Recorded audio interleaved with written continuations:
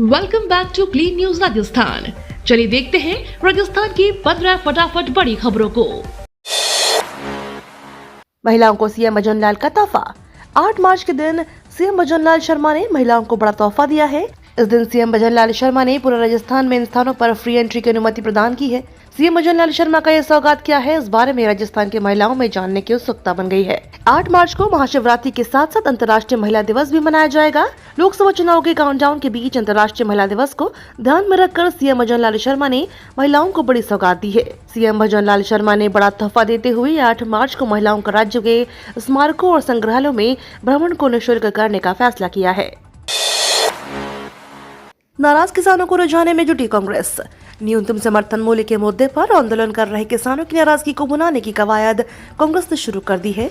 लोकसभा चुनाव के मद्देनजर कांग्रेस की ओर से जल्द ही पंचायत स्तर पर किसान जागृत अभियान शुरू किए जाएंगे, जिसके तहत किसानों से संवाद करके उसके समर्थन मांगा जाएगा। मंगलवार को कांग्रेस विधायक अशोक चांदना ने पीसीसी मुख्यालय में मीडिया को जानकारी देते हुए कहा कि देश भर के किसान एमएसपी के मुद्दे पर आंदोलन कर रहे हैं, लेकिन केंद्र सरकार उनकी नहीं सुन रही है।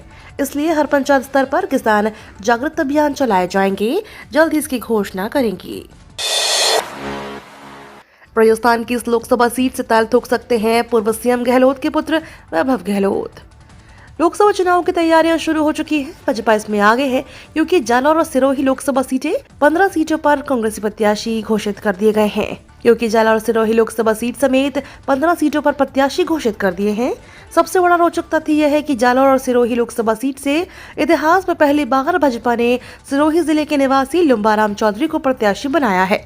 अब तक या तो बाहरी प्रत्याशी रहे या जालौर जिले से सिरोही को पहली बार मौका दिया गया। जालौर सिरोही लोकसभा में जालौर की 5 और सिरोही की 3 विधानसभा सीटें शामिल हैं। राजस्थान में कांग्रेस ने इन सीटों पर नाम तय किए।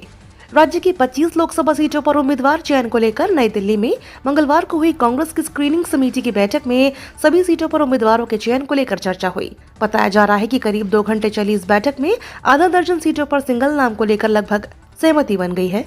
इसके अलावा ज्यादातर सीटों पर 2 नामों के पैनल पर चर्चा हुई। कुछ सीटों पर अभी 3 नाम का पैनल भी है। वहीं अब भाजपा उम्मीदवार घोषित कर चुकी है। उनमें से कुछ सीटों पर एक नाम पर लगभग सहमति बन गई है। ज्यादातर सीटों पर अभी तक 2 नाम के पैनल हैं। इन नामों पर फिर स्क्रीनिंग समिति की बैठक होगी। मोदी की गारंटी की हवा निकाल रहे हैं भजनलाल। राजस्थान के पूर्व सीएम अशोक गहलोत ने भजनलाल सरकार पर निशाना साधा है। एक्स पर पोस्ट किया, राजस्थान में हमारी सरकार ने देश में सबसे पहले 500 रुपए में गैस सिलेंडर देने की घोषणा की है और मई 2023 से 500 रुपए में सिलेंडर देना शुरू कर दिया, जिससे करीब 76 लाख परिवारों को लाभ मिला। विधानसभा चुनाव की आचार संहिता लगने के कारण हमारी स्कीम में नवंबर और दिसंबर में सब्सिडी ट्रांसफर रुक गई थी। भाजपा ने चुनाव में 450 रुपए में उज्ज्वला गैस सिलेंडर देने की गारंटी तो दे दी एवं स्कीम लागू करने की झूठी वाहवाही भी लूट ली, परंतु आज तक कनेक्शन धारकों के बैंक खातों में सब्सिडी नहीं पहुंची है। पेट्रोल डीजल की कीमतों के बाद अब गैस सिलेंडर की कीमतें भी न घटाकर राजस्थान सरकार मोदी की गारंटी की हवा निकाल रही है। राजस्थान के इन शहरों में चलेगी 500 इलेक्ट्रिक बस। राजस्थान में सार्वजनिक परिवहन व्यवस्था मजबूत करने के लिए राज्य सरकार 7 शहरों में 500 इलेक्ट्रिक बस संचालित करेगी। इनमें जयपुर, जोधपुर, कोटा, अजमेर, बीकानेर, भरतपुर और उदयपुर शहर शामिल है। उप मुख्यमंत्री दिया कुमारी ने इसके लिए स्वीकृति जारी कर दी है। इससे राज्य सरकार पर लगभग 105 करोड़ रुपए से ज्यादा का वित्तीय भार आएगा। इन बसों का संचालन और मेंटेनेंस स्वास्थ्य शासन विभाग की ओर से कन्वर्जेंस एनर्जी सर्विसेज लिमिटेड यानी CESL के माध्यम से किया जाएगा। सरकार ने इलेक्ट्रिक बसें खरीदने के लिए बजट घोषणा की थी। इससे ई वाहनों को भी बढ़ावा मिलेगा। रविंद्र सिंह भाटी कर सकते हैं खेला। राजस्थान में केंद्रीय मंत्री कैलाश चौधरी की राह आसान नहीं दिखाई दे रही है। निर्दलीय विधायक और युवा नेता रविंद्र सिंह भाटी ने चुनाव लड़ने के संकेत दिए हैं। ऐसे में भाटी कैलाश चौधरी की जीत में बड़ा रोड़ा बन सकते हैं। रविंद्र सिंह भाटी समर्थकों ने सोशल मीडिया पर मुहिम चला रखी है। हालांकि रविंद्र सिंह भाटी ने भी चुनाव लड़ने से इनकार नहीं किया है। राजस्थान के बाड़मेर लोकसभा सीट से शिव विधानसभा के निर्दलीय विधायक रविंद्र सिंह भाटी की लोकसभा चुनाव लड़ने की चर्चाएं सुर्खियों में है। इसको लेकर सोशल मीडिया में भाटी की लोकसभा चुनाव लड़ने के दावे किए जा रहे हैं। 13 मार्च तक राजस्थान मंत्रिपरिषद का विस्तार। प्रदेश में एक बार फिर से मंत्रिपरिषद विस्तार की सुगबगाहट हो रही है। दरअसल लोकसभा चुनाव से पहले पार्टी सभी तैयारियां मुकम्मल कर लेना चाहती है। इन तैयारियों की कड़ी में सोशल इंजीनियरिंग को उतारते हुए मंत्रिपरिषद विस्तार भी शामिल है।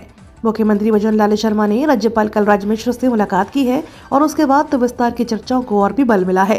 प्रदेश में तकरीबन 3 महीने पहले ही सत्ता में आई भजनलाल सरकार आगामी लोकसभा चुनाव से ठीक पहले मंत्रिपरिषद का विस्तार कर सकती है।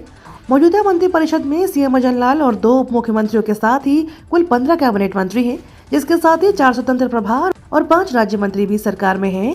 इस लिहाज से देखा जाए तो मंत्रिपरिषद में अभी भी 6 मंत्रियों की जगह खाली है।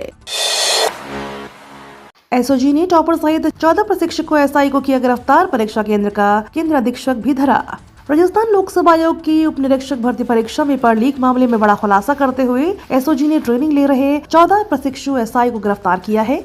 इनमें इस परीक्षा का टॉपर नरेश बिश्नोई भी शामिल है, जबकि परीक्षा केंद्र के केंद्र अधीक्षक को भी गिरफ्तार कर दिया गया है। इसके अलावा 2 युवक ऐसे हैं जिनका एसआई भर्ती परीक्षा में चयन हो गया था, लेकिन उन्होंने ज्वाइन नहीं किया था।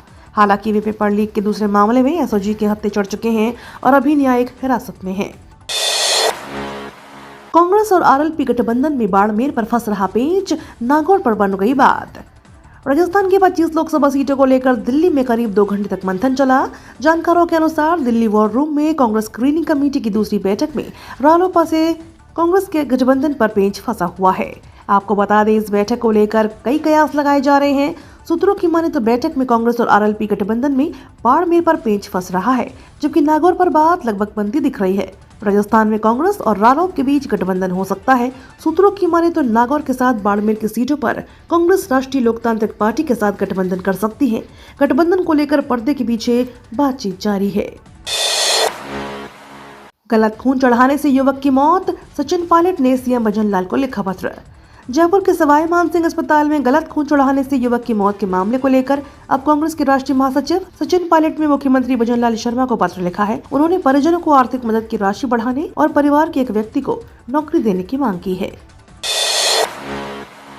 अब पराली से नहीं होगा प्रदूषण, जयपुर के बहन भाई ने खोजा उपाय। जयपुर के भाई बहन ने पराली जलाने से होने वाले प्रदूषण को रोकने को उपाय खोज लिए हैं। अहमद खान और उनके भाई मोहम्मद उजैर ने पराली से कागज बनाया है। इसके अलावा वो भविष्य में रेयॉन फैब्रिक, वेगन लेदर और बायोएथेनॉल पर भी काम करेंगे। एसआई भर्ती मामले में राजेंद्र राठौर का बड़ा बयान, कहा हम विधानसभा में चिल्लाते रहे। राजस्थान में सब इंस्पेक्टर भर्ती मामले में एसओजी की कार्रवाई की पूरे प्रदेश में चर्चा है। अब इस कार्रवाई पर बीजेपी के वरिष्ठ नेता राजेंद्र राठौर ने पिछली कांग्रेस सरकार पर जमकर हमला बोला है। राठौर ने कहा कि हम विधानसभा में चिल्लाते रहे, सब इंस्पेक्टर की परीक्षा को लेकर हमने सवाल किए, लेकिन सरकार मौन रही। राठौर ने सीएम भजनलाल शर्मा को इस कार्रवाई के लिए धन्यवाद देते हुए कहा कि अब बेरोजगारों में ये विश्वास हो गया है कि जो धोखाधड़ी करेगा उसका स्थान जेल में होगा।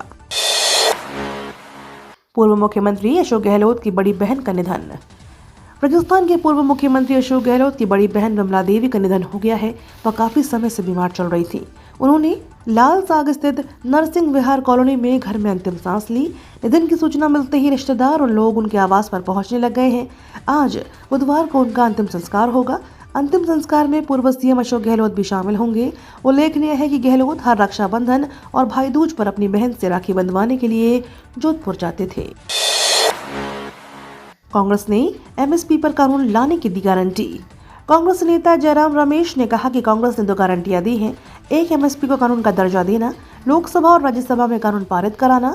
दूसरा, स्वामीनाथन फॉर्मूले पर एमएसपी लागू करना। यह खेतों की लागत से 1.5 गुना पर होगा। वहीं पीएम मोदी पर निशाना साधते हुए उन्होंने कहा कि पीएम जो बोलते हैं वो सच्चाई है, उनमें जमीन आसमान का फर्क है। जो अपने आप को 140 करोड़ भारतीयों का प्रमुख समझता हो वो कैसा व्यवहार करेगा। ये तो थी राजस्थान की बड़ी खबरें। रोजाना सबसे पहले अपडेट पाने के लिए क्लीन न्यूज राजस्थान को अभी सब्सक्राइब करें।